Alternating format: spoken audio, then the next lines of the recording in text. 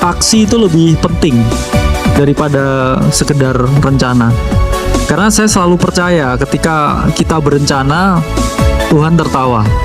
Ya, apakah teman-teman pernah ya satupun ya di yang kalian lakukan itu sesuai dengan perencanaan kalian? Yang ada ya antara jauh lebih buruk atau jauh lebih bagus daripada ekspektasi kalian. Ya, jadi pentingnya untuk perbanyak aksi ya daripada hanya cerita-cerita atau hanya berencana.